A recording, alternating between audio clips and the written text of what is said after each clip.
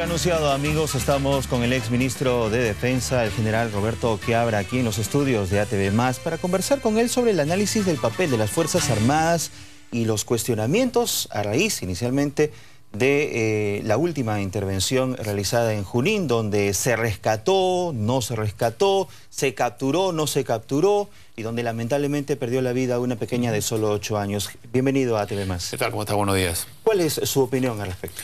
Mi opinión es que lo primero que tendríamos que conocer los peruanos es cuál es la directiva política.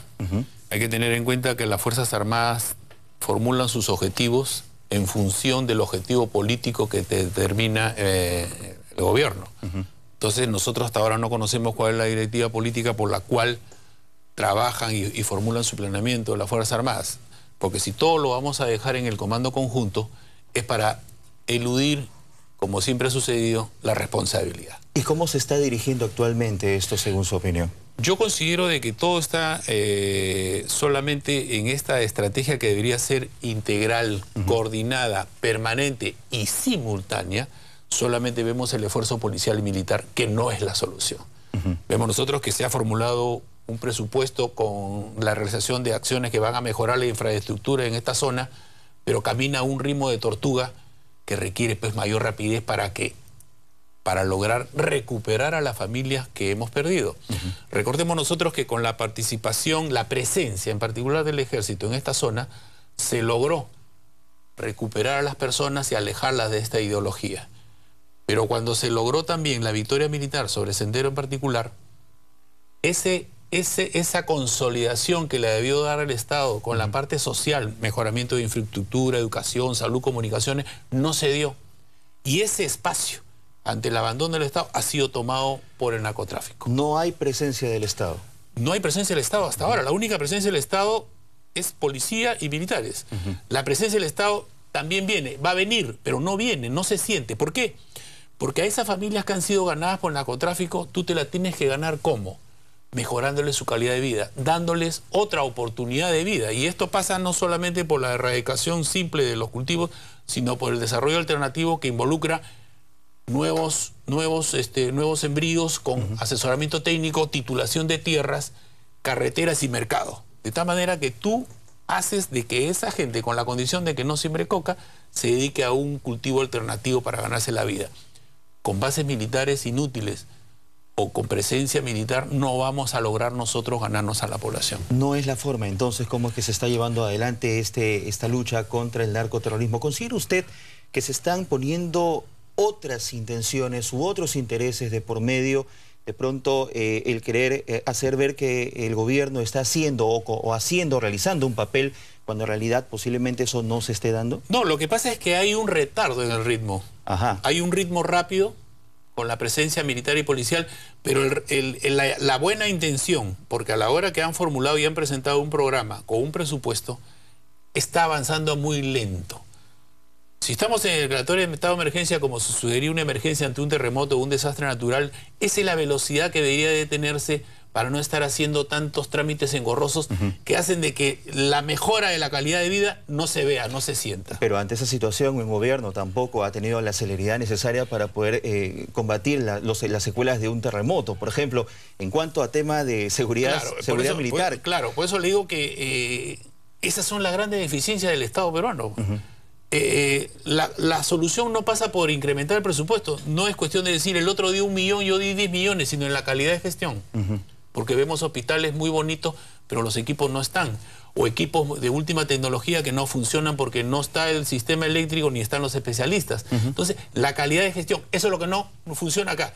Acá el ritmo del avance social, de la presencia social del Estado, es muy lento en comparación con el ritmo y avance de los soldados y policías, que sin presupuesto, con los pocos recursos que tienen, están en la zona del 2008. ¿Qué está pasando entonces? ¿No hay una capacidad de gestión adecuada? ¿No se están dando los recursos para eso? ¿O simplemente no se están dando las prioridades en el caso? Yo creo que en el Perú no estamos apuntando a determinar cuál es el principal enemigo que tenemos a la seguridad de nuestro país. ¿Y cuál es el principal enemigo que tenemos? El narcotráfico. Entonces, si nosotros vemos que el narcotráfico ha adquirido un ritmo impresionante, porque si vemos la violencia diaria, es una violencia diferente a la de hace 5 o 10 años. Esta es una violencia originada por el consumo de drogas, originada por la presencia del narcotráfico. A veces se da la impresión de que se están usando métodos que tal vez se han debido usar en la década de los 80. ¿Cuál era la situación en aquella oportunidad y ahora? No, al contrario. Al contrario, nosotros queremos recurrir a un cliché. Ya. Los momentos son diferentes, el adversario es diferente, no hay soluciones cliché, ni en la vida diaria. Acá no hay fórmulas mágicas por copiar. Copiar las fórmulas significa que estamos logrando la pereza y no estamos logrando la iniciativa y la habilidad que deben tener los estrategas para que de acuerdo al momento, de acuerdo al adversario, de acuerdo a la naturaleza de la amenaza, aplicamos una estrategia. Entonces, si queremos nosotros aplicar la estrategia de los años 80 con bases antiterroristas, ahí está el fracaso. Acá no hay soluciones cliché que yo la aplico igual, porque es como decir que el mundo no ha cambiado y que el Perú de hace 20 años es el mismo Perú de hoy día y que el enemigo de antes es el mismo de ahora. Primer gran error. Entonces lo que tenemos que ver es quién es el enemigo y qué cosa es lo que queremos conseguir. ¿Sabemos quién es el enemigo? Yo creo que no.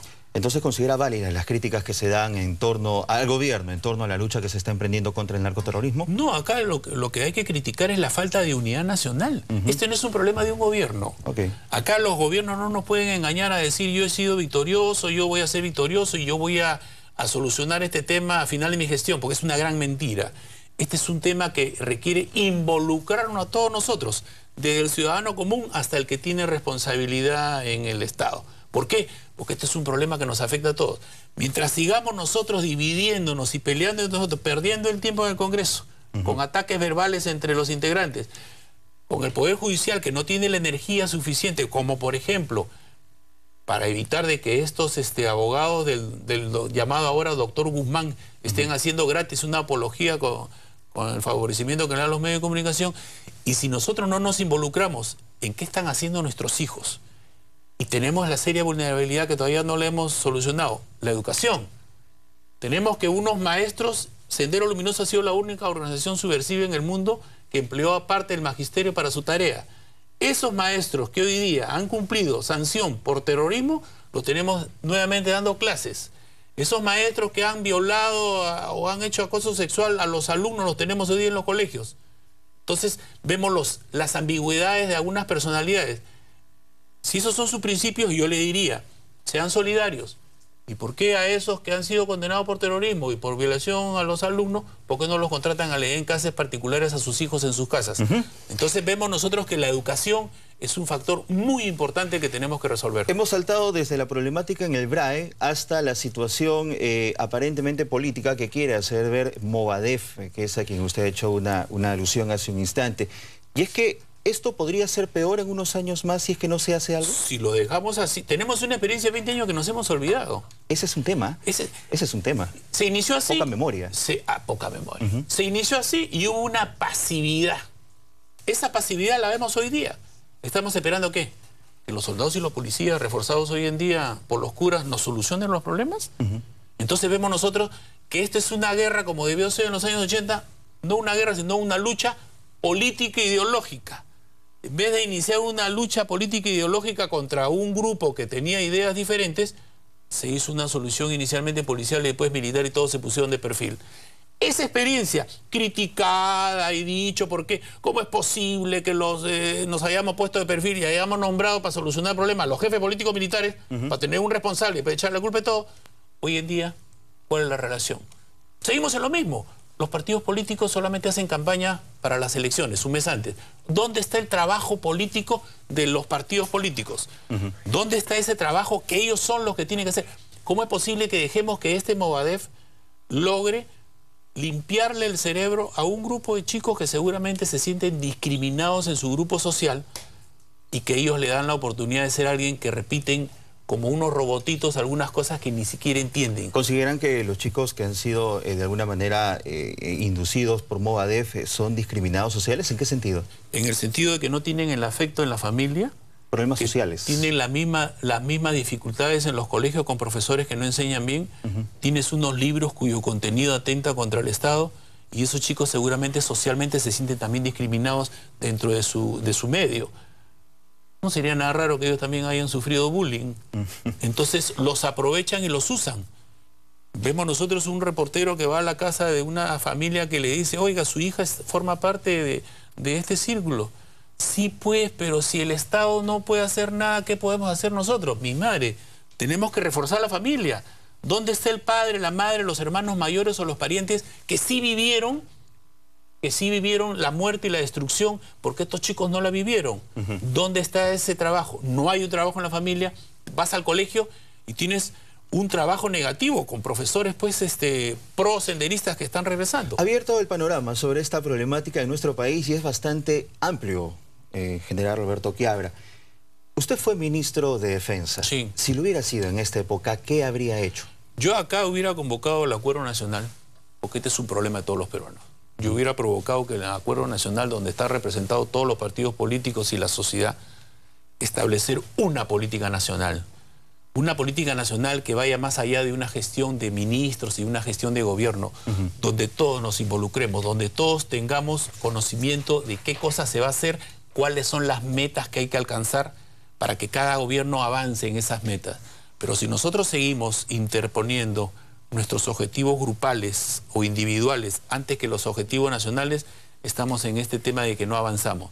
Ya es momento que los peruanos nos demos cuenta de que si dejamos esta situación que crezca, nos va a generar una inseguridad. Es tiempo que los peruanos dejen de lado todos sus beneficios personales por un beneficio nacional y se haga una política nacional. Este enemigo, que es el narcotráfico, donde se está sumando esta cuestión del MOVED, requiere de todos los peruanos unidos bajo una política. Y desde el Congreso, ¿cuál es el papel que hubiera usted elaborado? Usted ha sido candidato también al Congreso de la República en algún momento.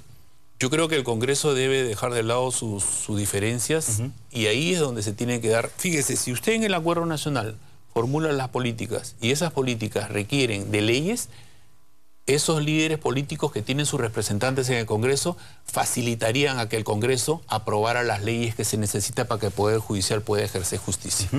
Bien, general Quiabra, usted va a presentar próximamente un libro cuyo título es Claves para entender la seguridad nacional en el siglo XXI.